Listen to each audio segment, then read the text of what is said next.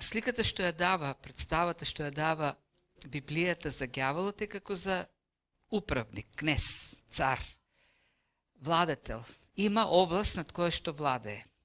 И неговата област на владење всушност е целиот паднат свет. И како владател, тој се грижи, прави се да го зачува она што е под неговото господство. И како во времето на Римската империја, империјата, власта, во крв ги задушувала бунтовите на робовите кои сакале да се ослободат, така и сатаната со сите сили жестоко се спротивставува на секој обид неговите робови да бидат ослободени од таа негова власт. Кога неговото царство е загрозено, тој се спротивставува. И затоа треба да очекуваме жестоко, демонско спротивставување во нашата служба за градењето на Божјото царство. И тоа е факт, го гледаме во историјата на христијанството, тоа го гледаме и денес. Има еден мисионер, припадник на Париската евангелска мисија, Франсуа Којар, или не знам како да го изговорам правилно, многу тешко се пише неговото француско име, како да тој испратен со еден тим да служи во Јужна Африка. И се покажува дека таа служба е многу тешка, како и вообичаено што е тоа, нели?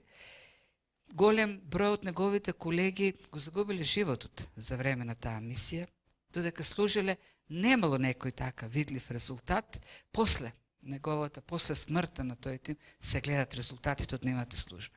Но како и да е, од тие искуства што ги има за време на неговото служење, во едно од своите записи напишал: евангелизацијата е очајничка борба со принцот на темнината и со неговиот гнев кој се излива преку разни препреки, противења и омраза. Тоа е тешка задача за која треба навистина посветеност. Да, за да се служи воопшто во Божјото царство, за да се шири неговото слово, да се проповеда, треба посветеност, треба храброст, треба подготвеност. Бидејќи принцот на овој свет, оној кој владее со загубените души, со сите сили се бори да ги зачува под неговата власт. И може би најдобро запознат, најјасно тоа му било на апостол Павле, кој во неговата служба честопати, на кого честопати му е доведувано во прашање неговиот живот. И еден таков случај е овој бунт кој го гледаме. Меѓутоа Павле сигурно ги знаел зборовите, вистината што подоцна ќе ја напише Јован во неговото послание, дека е поголем оној кој е во нас отколку што оној во светот. И тој бунт што се крева во Ефес, Лука ќе го нарече големиот бунт против патот Господов. Голем бунт. И не од оние записи што ги имаме во делата на апостолите, ова е веројатно најголемиот бунт. Најголемата опозиција што се крева на едно место против службата на апостол Павле. Целиот амфитеатар ќе биде, на целиот град, пишува Лука, се крена. Целиот град, тоа се зборовите понатаму, што ќе ги видиме. Во амфитеатрот отидоа зашто тоа е најголемото место во градот. Неговиот живот е доведен во прашање и оно што пак го гледаме, и тоа е едно правило секогаш во нашата борба против опозицијата, е дека на крајот на краиштата Бог суверено контролира се. Тоест, дури и сатанската опозиција е средство во Божите раце за остварување на неговиот план. Ајде да видиме кај се наоѓаме во книгата Дела на апостолите. Павле е некаде по средината на трето мисионерско патување. Во Ефесе 3 години останува таму. Градот Ефес, рековме, е познат како центар економски, трговски, меѓутоа и како центар на поклонението. Таму е храмот, поклонението на Артемида или Диана Ефеска, чишто култ е многу високо издигнат во пантеонот и на исток и на запад, и во римскиот, и во еленистичкиот, и во ориенталниот свет. Нејзината област на делување е плодноста, таа богината на плодноста, и тоа го дава значењето на тој култ. А пак Ефес како центар на поклонението, таму е главниот храм на Артемида Ефеска, станува центар на тоа поклонение. Луѓе од секаде доаѓале да се поклонат, да принесат жртви, реликви да купат и така натаму. И оно што е карактеристично за тој култ е окултизмот и големиот неморал. Сакралната, храмовата проституција и другите останати неморални практики. И во тој град, кога доаѓа Павле, тој го проповеда Евангелието. И проповедта на Евангелието е пропратено со Божјата сила, чуда се случуваат, доволно е крпе што ги користил во правењето на шатори со кои се пришел потта, луѓето да ги земат, да ги стават на болните и да бидат излекувани. Една надмог пишува во 10-тиот стих дека Евангелието надвладеваше, Словото Господово надвладеваше над се, освојуваше. И многу луѓе во цела, не само во Ефес, туку цела Азија поверуваа во Господ. Поверуваа во Словото на Господ. И христијаните ги исповедуваа своите практики и дури и окултистите, маговите, ги собираа книгите кои чинеле многу пари, кои били тајни книги со тајни рецепти, магии, ги собирале и ги палеле. Лука вели дека сета вредност чинела 50.000 сребреници, 50.000 дневници, кои во денешна европска, средна европска вредност значи некаде околу 12 милиони евра. Огромна се. Тоа покажува надмокта на Словото кој се проповеда и кој ги соборува тие пракси. Меѓутоа, како што се случува во службата на Словото, се крева опозицијата. И тоа е овој момент во градот Ефес, каде што пак таа опозиција станува особено голема. И Павле во тие 3 години пишува до коринтијаните, стекнува многу противници, тој така им вели, многу противници имам во Ефес, во Азија, и со нив се борам како со диви ѕверови. И може би овој случај овдека, што ќе го видиме, го покажува лицето на опозицијата против Павле во Ефес. Но пред да поминеме на самиот бунт, да видим плановите на Павле. 3 години е таму и тој веќе прави планови да го напушти градот и да продолжи со охрабрување на другите цркви. Во меѓувреме, тој е слушнал за проблемите во Коринт, пишува едно послание до коринтијаните, пишува и второ послание. Посланието е пратено по Тит, оди во Троада, каде што се надева дека ќе го види Тит со одговорот Коринт, со надеж за добри вести.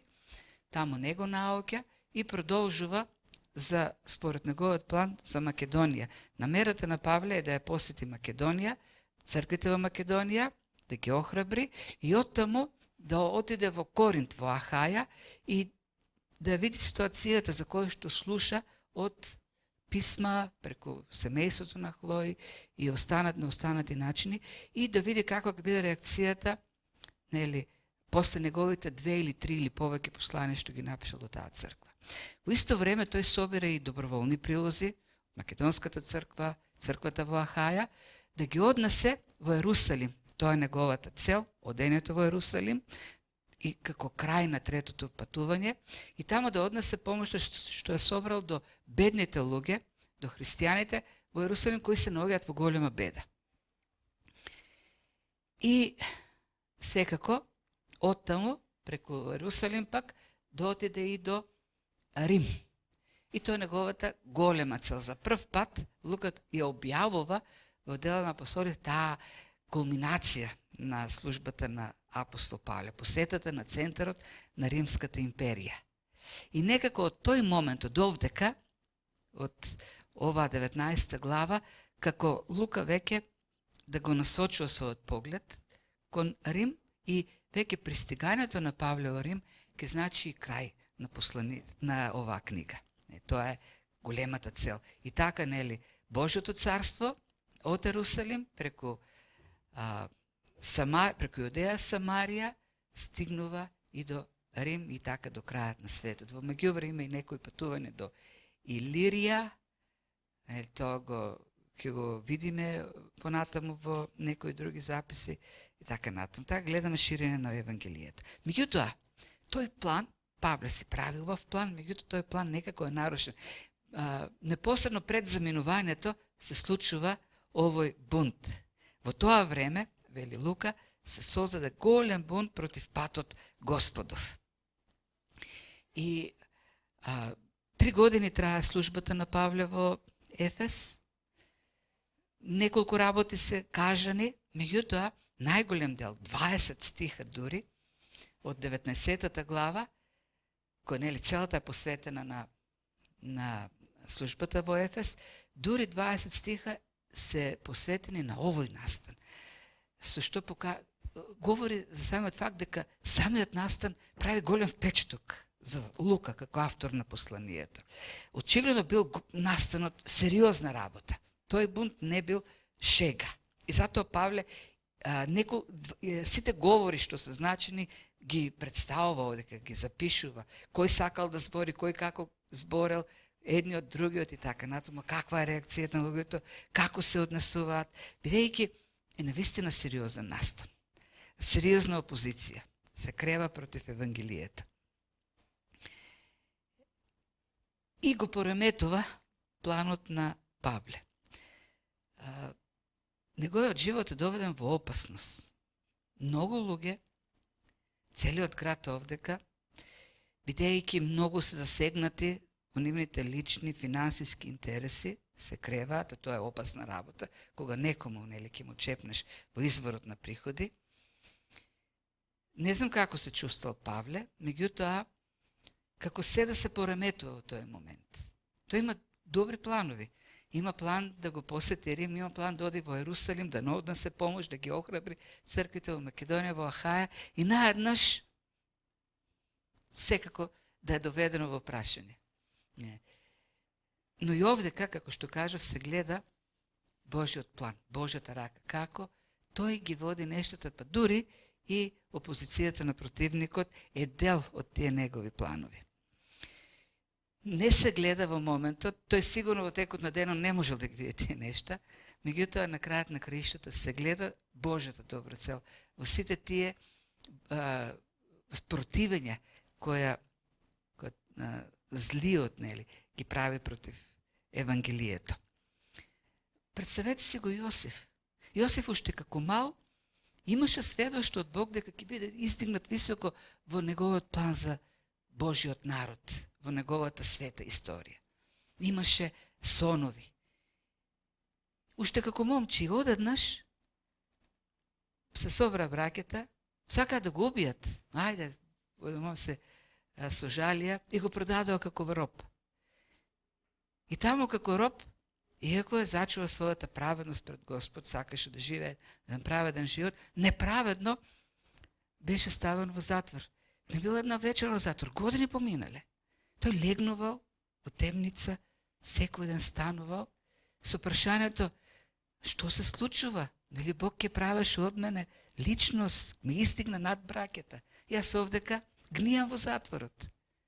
Но на крајот се гледа повторно Божјата рака, бидејќи тој станува спасителот, човекот преку кого дојде спасението на неговиот род, спасението на Израел. Дури таа ситуација беше во Божјиот план. Секоја ситуација, секоја противење на сатаната ја остварува, дури нападите на сатаната остваруваат Божјата цел, бидејќи Бог суверено контролира се. Не разбираме зошто нештата се случуваат во одредено време, но сегош треба да се потпреме на таа вистина дека Бог прави да биде така. Јас слушам христијани, често пати ќе се случи нешто, неволе и веднаш, тој ѓавол што прави, ѓаволот е криви. Како ние да забораваме дека Бог е тој што контролира. И добро, во таквите ситуации Бог гледа безпомошно, ѓаволот си прави што сака, ги ремети нашите планови и ние сме збунети и Бог е збунет на небо. Ти си вели, јас добро испланирав, ама еве сега, сатаната се ми растори. Не е така. Кога се случуваат тие работи, ние, да, ја имаме опозицијата, непријатно е, меѓутоа нашата верност останува во Господ, кој чишто волја секогаш се извршува и чишто план не се пореметува. Напротив, сите тие работи действуваат за остварување на доброто што Бог го замислил. Или како што вели шкотскиот реформатор Семюел Радерфорд, сатаната е Божиот мајстор во мечување, преко кого Бог не тренира, не вежба, како да ги користиме нашите духовни оружја. Тоа е нашиот спаринг, или како спаринг партнер. Зашто сите тие противења не градат нас, не зајакнуваат како верници. Не учат како да ги користиме ресурсите што Бог ни ги дал. И на крајот на краиштата, основните ресурси се Словото, молитвата. Ако ја видиме Ефесијаните 6 глава, до Ефесијаните Павле пише, тие луѓе кои се плашат под небесни сили, власти, кнезови, началства и така натаму, каде што има окултизам, и вели борбата е со молитвата, Словото, вистината, правдата, Евангелието. Тоа е нашето оружје. И тие противења нас не доближуваат, не буткат уште повеќе кон престолот на благодата, од каде што доаѓа нашата помош. Да се молиме и уште повеќе да се потпреме на Словото и да го проповедаме тоа Слово. Зашто, ако не бидеме поставени на тест, нема да напредуваме. Многу пати го спомнувам Едвард Гибон, бидејќи неговата книга, неговата анализа за паѓањето на Римската империја е класика во тој поглед. И во таа книга, нели, падот и и уништувањето на Римската империја говори за градовите во Мала Азија, во северниот дел на Мала Азија. И вели, 300 години тие градови, тие места биле во мир. Живееле во мир, не напаѓани од непријатели. И за време тие 300 години забравиле дека воопшто има војни. Ги претопили оружјата, не тренирале да користат оружја, мечување, копија, стрели. И кога дошле од север противниците, многу лесно ги поробиле, зашто вели, луѓето станале меки, луѓето станале неспособни да се бранат. Истото е и во духовниот живот. Без духовни предизвици, ние станаме слаби. И меки, ке заборавиме на Словото, како се тренира трпението во нас. Кај мажите, кои се во брак, трпението најдобро се тренира преку нивните жени. Бог дава на мажите жени да гради трпение во мажите. Исто така пак и Бог на жените им дава мажи да гради трпение, а пак најмногу им дава деца. Преку децата се гради трпение. Треба нешто што ќе гради, треба од надвор нешто што ќе гради во тебе атрибути кои што ќе ги покаже на површина плодот, ќе го покаже плодот на Светиот Дух. Зошто ни е заповедано да бидеме трпеливи? Зошто ни е заповедано да бидеме кротки? Зошто живееме во свет во кој треба да бидат гради, каде да се покажуваат тие работи. Свет во кој има опозиција, свет во кој има противник. Секој ден е ден на војување. Секој ден ние сме во духовна војна. И во таа духовна војна се јакне, се гради нашиот христијански карактер. И така, ајде видиме пак да се вратиме малку на Ефес. Кој е основната причина за тој конфликт што се јава, за тој бунт кој се јава таму? Рековме дека Ефес е град во кој е култот кон Дијана Ефеска или Артемида. Главниот храм е таму во тој град.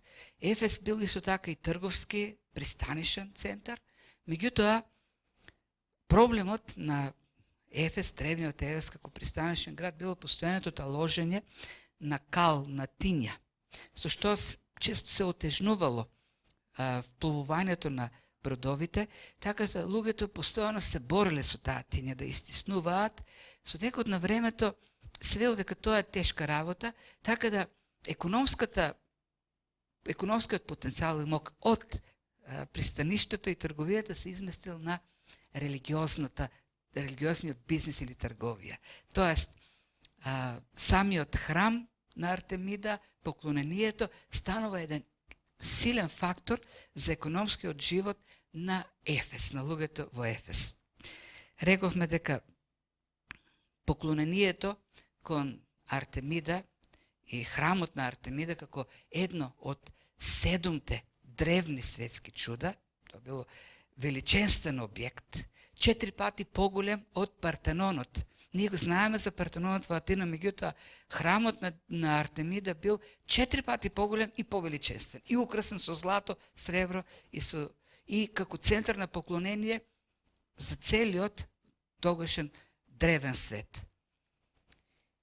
И околу храмот, како дел од поклонението, било пренесување на реликвии посветени на Артемида. Околу храмот имало многу занаечи кои се занимавале со производство и трговци кои ги продавале тие реликвии. Од нив потоа се претопувале кога биле пренесувани во храмот, биле повторно бракени, правени монети и така натаму. Исто така постоела една легенда дека таа статуа на Артемида, идолот на Артемида, која представува жена и како богиня на плодност жена со многу гради, елиминатиот пат ви ја покажав, паднал директно од небото. Да, луѓе, научници веруваат дека паднало нешто од небото, некаков метеороид, кој би имал некаква така женска фигура, и луѓето почнаа да се поклонуваат на тој метеороид, и потоа е изграден, направен тој идол, посветен на Артемида. Така да, тој култ станува многу значаен, многу поради таа легенда. Директно боговите ни ја дадоа од небото таа статуа. И станува важен објект на поклонение, и многу луѓе доаѓале од целиот тогашен древен свет во Ефес да се поклонат. И тоа станува еден многу значен извор за финанси, за богатина на луѓето. И кога Павле почнува да проповеда за Христос, дека творбите на човечки раце не се богови, и тоа евангелие се шири, самиот Лука вели, не само во Ефес, цела Азија. Во цела Азија се расшири евангелието, тоа задава сериозен удар на економијата во градот. Сериозен удар на финансиите, на изворот за финансии на луѓето. Интересно дека христијанството многу често го прави тоа. Ширенето на христијанството удира врз религиозните бизниси. А бизнисот или заработката на пари и религијата се тесно поврзани. Честопати, обично се тесно поврзани. И ширенето на евангелието честопати значи губење на таквите бизниси. Тоа случува меѓу другото и во ренесансата, хуманизмот со реформацијата, која удира врз таа трговија со индулгенции и реликвии. Трговијата со реликвии била една од главните дејности на црквата за добивање на пари. Имало луѓе колекционери на реликвии кои и секој сакал да се има дома главата на Јован Крстител или да има парче од крстот на Христос или од некој светец и така натаму. И тоа коштало многу пари. Давале многу пари за такви реликвии.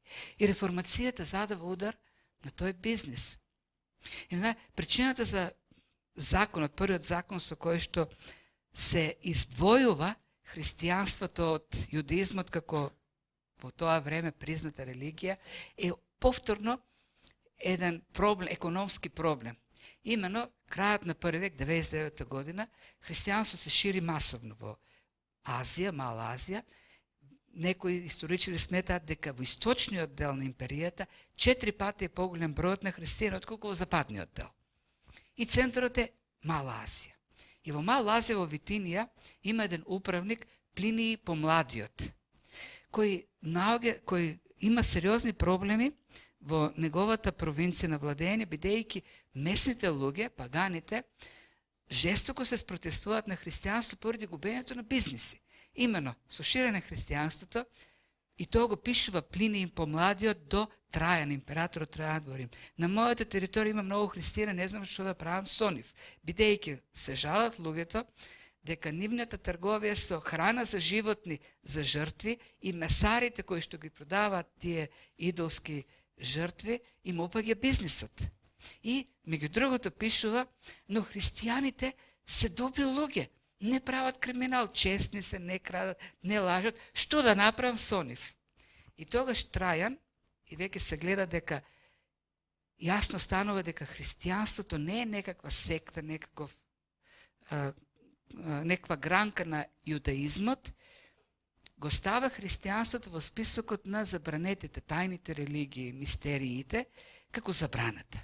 Тоа 99 година указ, тоа е свик указот на Трајан за правната положба на тајните религии, меѓу кои се вклучува и христијанство како забраната. Меѓутоа интересно дека во тој указ Трајан забранува прогонство на христијаните, тоест забрането е да се трага.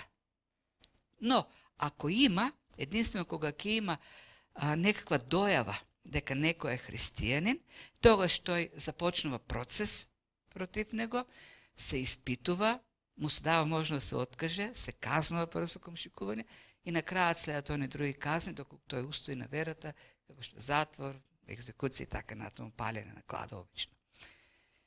Но управниците, вклучително и Плиний Помладиот, си го толкуваат тој указ како што они си сакат и честопати служи како оправдание за масовно гонење. Всушност од тогаш од 99 година империјата како институција застанува против христијанството со една организирана стратегија на гонење, на забрани и така натаму. Како и да е. Гледаме како христијанството, и тоа е интересна работа, врши влијание во општеството. И тоа во секој поглед врши влијание. Христијанството кој го проповеда, црквата која го проповеда Евангелието, не може да го остави светот рамнодушен. Не го остави. Го менува светот. И начинот на кој што го прави тоа е Евангелието, проповедта на Евангелието. Павле тоа правеше. Павле не излезе на улица да се буни и да повикува на рушење на храмот на Артемида. Тој не излезе како некој револуционер да повикува на забрана на тие жртви. Не, тој не го правеше тоа. Тој го проповедаше Евангелието. Да, секако предупредуваше дека идолите произведени од човечки раце не се Бог. Меѓутоа неговата стратегија беше проповед на Евангелието. Денес живееме во хаос. Еден свет кој во идеолошки и духовен поглед е во хаос. Меѓутоа, свет во неморал, свет на неморал, корумпиран, пагански свет. Меѓутоа, денешниот свет не е по-корумпиран од светот на времето на Павле. Денешниот свет не е по-пагански свет од светот на Павле. Денешниот свет не е по-неморален од светот на Павле. Не е. И како се беше сменат тој свет? Ние ќе видиме ова што се случи одка ќе стане една тенденција во Римската империја на промена. Се смени империјата. Не со револуции, не со инсистирање се менуваат системски законите, државата да ни го реши проблемот, не со протести, бойкоти. Сите тие нешта нема да постигнат многу. Може малку да постигнат. Не со спорење. Кој е прав, кој е крив. Не. Начинот на кој што се менуваше светот во древноста беше Евангелието, проповедта на Словото и минатиот пат ние видовме, текстот говореше за Слово и светлина. Евангелието носи светлина. И таа светлина ги осветлуваше луѓето и нивните умови се променуваа, нивните копнежи, нивните представи за светот. И така се затвараа и храмовите. Тоа беше начинот. Има ново разбирање. Луѓето стануваа нови созданија во Христос. И повеќе не им требаа храмови. Повеќе не им требаа жртви. И повеќе не правеа неморал. Тоа беше единствениот начин. Никој од апостолите, што ги гледам во делата на апостоли, во книгата, или на во другите новозаветни книги, никој од нив не одеше со стратегија во новите градови да руши нешто. Нивната стратегија беше да гради Божјо царство, да проповеда царството на Бог. Не одеа со стратегија да ги менуваат луѓето и општествата. Тие одеа со стратегија да го проповедаат царството Божјо и Христос, Евангелието, а потоа Бог правеше се друго. Но да се вратиме на бунтот во Ефес. На почетокот очигледно не правеле, бидејќи 3 години Павле веќе во Ефес, во почетокот очигледно не правеле, не забележувале каква опасност са тие трговци, меѓутоа доаѓа еден момент во кој чувствуваат дека сериозно нивниот бизнес е загрозен и решаваат да преземат радикални чекори, се собира тоа еснав на занаечи, таму застанува некој си Димитрий и им вели. И тој изнесува 2 проблема. Првиот проблем, не е толку страшен, вели, го загрозуваат нашиот бизнес. Ние како занаечи сме загрозени. Меѓутоа има една друга работа која е поопасна, тој голем култ кон Артемида, кој ја почитува цела Азија и целата Вселена, вели Димитрий. Тој култ е загрозен. Древните традиции. Тука има, знаете, тука има родолюбие, има патриотизам. Ова е повик да го зачуваме онаа што по кој не знаат сите. Тоа е нашиот идентитет, поклонението кон Артемида. Сите знаат за нас преку Артемида и храмот во Артемида и поклонението. Ако тоа го загубиме, губиме се. Ние треба да го заштитиме. Ние треба да го одбраниме. Тоа е нашата граѓанска должност како луѓе во Ефес. Не, во суштина, проблемот се парите. Тие губат парите, моќта, влијанието го губат. Меѓутоа, како што обично се случува, најдобрата карта преку која се остваруваат личните интереси е патриотизмот, национализмот и религиозните чувства. И ти таму удираат. Да, тоа велат.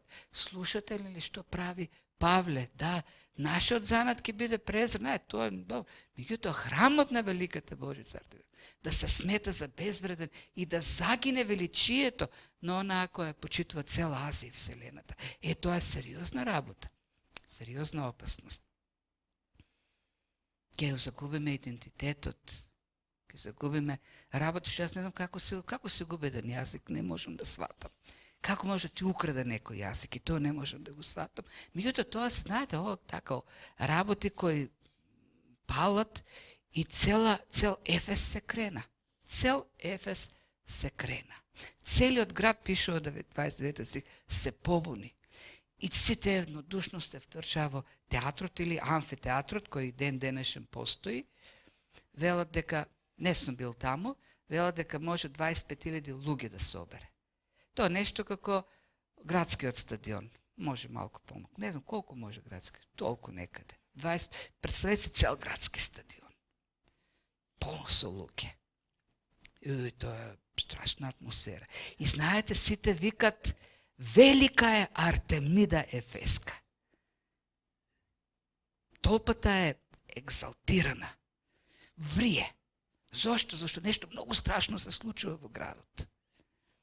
Ќе видиме малку понатаму, значи како што тргнале еснафите, занаечиите, од тој нивен собир, после говорот на Димитрий, кон театрот, и се придружувале луѓе, викајќи велика Артемида.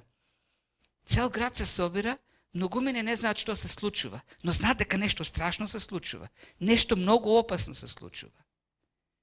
И владе еден сеопшт хаос, голема конфузија. Павле слуша дека негови соработници се исто така во каде беа соработниците, Гај и Аристарх, двајца македонци, а македонците, знаете, му се така най-много во срцето на Павле. Да, тоа е факт. Не, тоа е факт од неговите посланија. Македонците се во неговото срце, не елините, не ахаиците, не елините, а пак збор Грк нема во Новиот Завет. Збор Грција, грчки нема во Новиот Завет. Не постои. И јас не знам како и во коментари учени луѓе и грците и отиде во Грција и грчките и така и на грчки нема таков збор во Новиот Завет. Не постои. Тој збор измислен во хуманизмот и ренесансата Грција и Грчка. Не постои такво нешто Грик. Но македонци има многу во Новиот Завет. И тие македонци двајца, и тие се единствени во Новиот Завет кои се етнички определени од тој еленистички свет. Етнички се фатени, Павле веднаш трча да ги спаси. Представете си каква е таа посветеност, каква е таа лојалност кон соработниците. Знае дека амфитеатрот е полн со луѓе кои барат да ги распнат тие што опасните луѓе што ќе го срушат градот, култот ќе го срушат. Не се плаши. Неговиот живот е доведен во прашање. Представете си таа толпа да тргне. Ќе ги згази, ќе ги смачка. И тогаш има мудри советници кои му велат, не. Најдобро е тука да седиш. Ништо нема да направиш. Сите ќе изгинете таму. Седи овдека, ќе чекаме на Бог. За тоа време продолжува да врие атмосферата. Едни извикуваа едно, други извикуваа друга, а повеќето не знае воопшто зошто се собрал народот. Тие се најопасните. Знаете ли зошто се најопасни? И сегаш во секој толпа најголемиот дел се такви. Таму се знаат нешто страшно, то сигурно нешто сериозно, не знаат точно што е, меѓутоа се најрадикални. Они се најспремни да рушат. Како и го гледам и тоа во современието. Ама вие, нововерците, како може вие мајката Божја да не ја почитувате, зашто синот само нејзините молитви ги слуша. Само нејзините застапување за нас.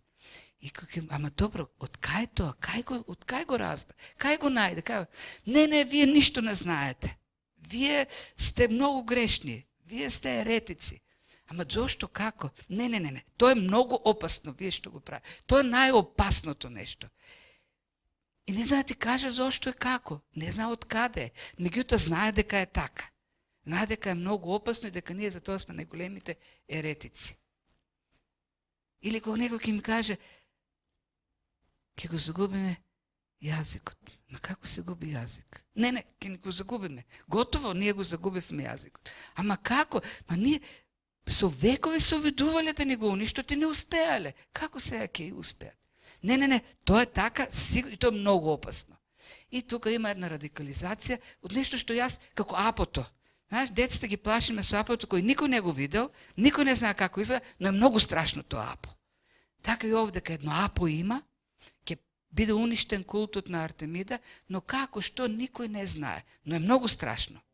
И така тие во една таква завриена атмосфера, јудејците сакат да си го заштитат својот интерес. Јудејското лоби, кој е многу силно во Ефес, има силна колонија јудејска, го викаат Александар некој си, кој е еленистичен јудеин, тој таму некако да ја смири толпата, зашто Павле е јудеин. Многу од христијаните во Ефес се јудеи. И можете да ги стават во еден куп. И кога ќе тргне толпата против христијаните, ќе тргне и против јудеите. Бидејќи паганите не разграничуваат јудеин и христијанин. Тоа нешто пак исто. И излегува тоа Александар, дава да ќе смири, чекате аз да видам што ќе ви кажам. И сите веднаш почнуваат повторно да свиркат против него и велат, да знаеме ти си од истите. И ти си од оние кои велат дека има само еден Бог и нема Артемида и така натаму. И го замолкнуваат. И тој се повлекува и уште повеќе се разгорува атмосферата и пишува Лука во 34 стих, 2 часа во амфитеатрот скандираат. Може да се представи, 2 часа. За 2 часа ќе отидеш до до Струмица и назад веќе по новиот пат. 2 часа скандираат и викат велика Артемида Ефеска. Може ли каква атмосфера? И во исто време, тамо се македонците Гај и Аристарх. Павле е некаде во близина. Ни влакно од главата не им фали. И како што, не знам кој беше еден од Божите служители, вели, тоа на што може сатаната да го прави. Само да урла, да вриска, Артемида е велика и ништо повеќе. Се додека, како на јажа врзан, се додека Бог не допушти за нешто повеќе. Вриска, урла, но ништо, само единствено што може да прават е да врискат, да урлат. И во еден момент целата таа атмосфера излегува пред сите нив градскиот писар, тоест граматеус е зборот, што значи секретар, правникот во градот. Оној што ги знае законите, правниот ред и така натаму.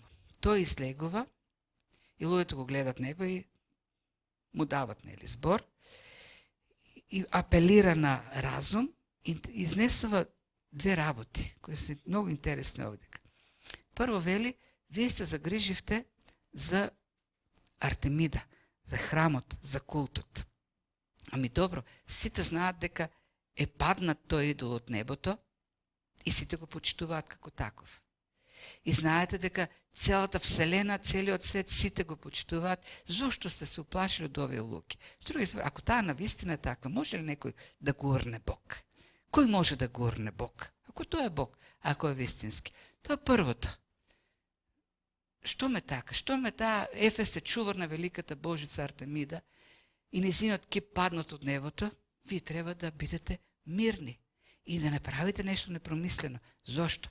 Зошто луѓето кои ги обвинувате не направиле ништо против законот. Прво, не украле ништо во храмот и второ вели, тие не хулат против храмот. Тоест, не вршат религиозно сквернавање, така да кажем, кое е забрането со римскиот закон. Со други зборови, луѓето кои ги обвинувате не сгрешиле ништо против римското право. И вие сте на пат, вие да станете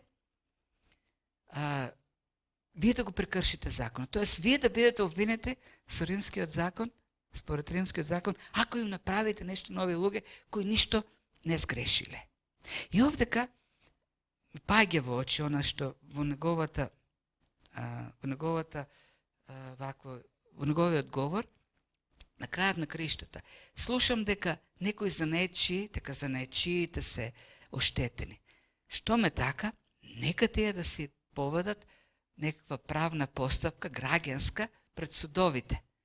Но сето тоа треба да оди по судски пат, ако сметат дека се оштетени финансиски. Но немаме основа да ги гониме. И видите овдека, и толпата се смирува. И јас не верувам дека еден таков говор може да ги смири сите луѓе. Но пише дека се смири целата толпа, разулавена кој 2 сати врискала таму. Бог употреби, ако Бог не го употребиш тој човек, и не ќе го раскине.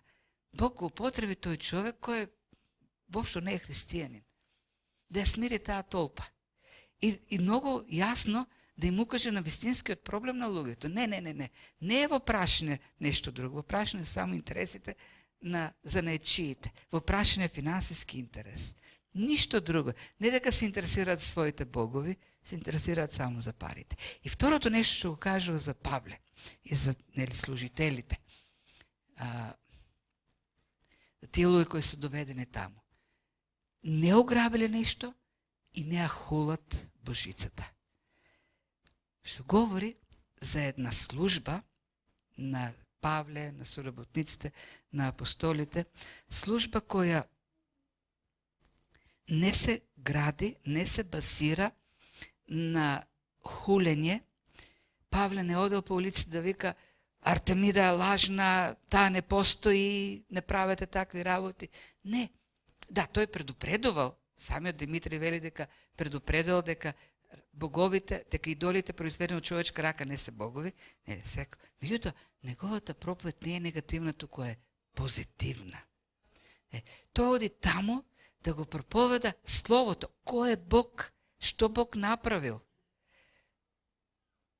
Како доаѓа спасението? Секако дека проповедта ја представува состојбата на човекот, неговата грешна состојба, и дека човекот кој е поробен во греф е објект на Божиот гнев, на Божиот суд. Меѓутоа, Евангелието е добра вест. Затоа се вика Евангелие. Добра вест дека Бог во таа состојба незаслужено нас не спасува. Дека слабите, безпомошните, поробените можат да бидат ослободени преку Христовата жртва. И таа е позитивната порака. Благовестието е позитивна порака. Зашто благовестието говори за Божјата љубов. Благовестието говори за спасение. Благовестието говори за благодат. Самата благодат е нешто позитивно, тоа е подарок. Благодатта дава, не зима. Не. Надеж за живот на духовно мртвите. И така беше пораката која проповедаше Павле. И неговиот живот беше пример за таа благодат. Ништо не може да најдат во нивните животи. Не може да најдат ништо за кое што би ги осудиле. Зошто? Зашто тие беа луѓе на светлината. Го проповедаа Словото и го живееа Словото. Го живееа тој живот на светлината. Го проповедаше воскресението, ги повикуваше грешници да веруваат и да станат Божи деца. Тоа беше службата на Павле. И каков беше исходот? Димитри рече од на неговата проповед. Тој не маршираше како револуционер. Не протестираше против неморалното поведение. Не. Тој само повикуваше на покаяние. И каков беше резултатот? Димитри вели, целата вселена знае за Артемида. Градскиот секретар вели, кој може да го сруши тој храм? Сите знаат, сите доаѓаат да се погледат, сите го познават Ефес како домот на Артемида. И јас би прашал, кој знае денес за Артемида? Кој знае денес за храмот на Артемида? Ако не читал Нов Завет, ако не учил историја, ако не е специјалист по историја, нема да знае. Ке ве прашам, кој знае за Христос? Тоа е триумфот на Евангелието. Денес од тој голем храм останале само темели. И тоа бидејќи ги барале да ги ископат да најдат траги од храмот. И тоа скоро се најдени. Пред неколку децении. Биле потрупани во правта, во прашината. Додека Христос се проповеда се уште. И империјата која била целосно паганска, станува христијанска. И тоа е триумфот на Евангелието на Христос, кој триумфира преку проповедта на тоа Евангелие. И така, да заклучиме. Прво, служиме ли? Ке има опозиција. Но не треба да не плаши таа опозиција. Тоа е добар знак. Знак дека го живееме апостолскиот живот, знак дека имаме влијание во светот. И тоа поттикнува противење. И не треба да се плашиме зашто Бог е присутен, суверено, тој стои за тоа. Сатаната може да фрла огнени стрели, може да рика како лав, но сето тоа само ќе исполни Божјата цел. И на крајот, да бидеме сведоци за Христос во овој свет. И тоа да го правиме со благодат. Божјата благодат која ни е дадена. Ке има разочарувања, ќе бидеме отфрлувани, но не треба да забораваме дека ние ги имаме зборовите на животот. И дека Бог е моќен тие зборови на животот да ги уживее и да спасува луѓе. Тоа е вистината. Историјата го потврдува тоа. Нашата мисија не е да менуваме општества. Нашата мисија е да живееме во тие општества како променети луѓе. И како во случајот овдека со Павле, да не можат да најдат ништо за кое ќе покажат со прст. Се крена целиот град, но правникот рече, чисти се во се. Не можеме да ги осудиме, бидејќи се чисти луѓе на светлината. Ние треба да бидеме тие канали на Божјата благодат, така што во светот да не може да се покажува со прст кон нас. Може би нема да не сакаат, може би ќе намразат, но нема да можат да ни приговорат и да речат не, овие не се добри луѓе. Како што во древноста римските писма, посланија, консултации кажуваат да, не ги сакаме, меѓутоа не можеме да најдеме никаква вина кај тие луѓе. Со ништо не го нарушиле законот. Тоа е начинот. Нема друг начин. И единствениот проблем е дали го живееме апостолскиот живот. Дали го живееме животот на тие луѓе. Не е проблемот во законите. Не е проблемот во различните опозиции кои се обидуваат да наметнат своји идеологии. Не се согласуваме с идеологии. Јас не ги сакам новите идеологии кои пропагираат некакви видове на образование и така натаму. Вистинскиот проблем е дали ние како христијани го живееме животот на светлината и на Словото. Како христијани насекаде, како што го живеа раните христијани. Дали дома ние кои толку се буниме против новите форми, посветено си ги обучуваме, си ги поучуваме, си ги воспитуваме децата во Словото, секојдневно, во молитва. Дали заедно со нив седиме да ги обучуваме во Словото, да ги поучуваме. Колку време одделуваме на тоа ние како родители? Секој ден. Колку сме ние посветени кога ќе излеземе надвор да видат еден пример за семејство. Не само во црквите, во општеството, на работа, колку сме ние како посветени луѓе. Каква пожртвуваност покажуваме за Божјото дело во овој свет. Тие се клучните работи. Го проповедаме ли посветено Евангелието? Сме си поставили ли ние стратегија, цел, визија, младото поколение да го воспитуваме по Божиот пат? Да, противниците имат многу добри стратегии. Сакат да влезат во училиштата. Многу се поактивни од нас. Многу се попосветени. Противникот е многу попосветен на остварување на своите цели, отколку ние на оние вечни Божи цели. Сакат уште мали да ни ги земат децата. А што правиме ние да не им ги дадеме? Само с тоа што ќе пишуваме протести на социјалните мрежи. Што работиме ние за да ги воспитуваме тие деца на вистинскиот пат? Знаете ли дека во Македонија има многу деца кои имаат потреба од грижа, родителска грижа? Оставени се на институциите. Знаете ли дека само едно семејство има? Само едно семејство. Има само едно семејство, ние барем познаваме, кое е влегло во системот да се грижи за такви деца. Има 350 семејства во Македонија кои се грижат за деца без родителска грижа. Од тие 350 семејства само едно е протестантско христијанско семејство. Кај се другите христијани?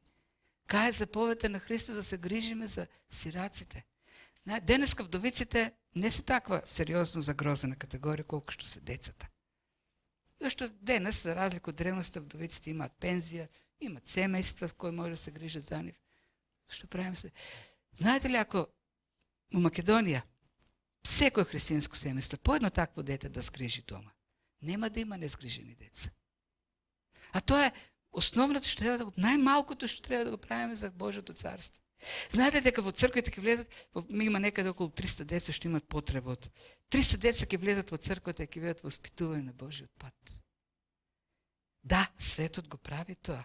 Зашто Сатана, додека ние размислуваме колку ќе не чини тоа, Сатаната веќе ја пригравил можноста. Затоа да му пренесуваме слава на Бог преку нашиот живот и да го правиме тоа постојано. Така што во овој свет луѓето ќе ја видат, ќе ги видат Божите дела и на крајот да го прослават, слушајќи го Евангелието.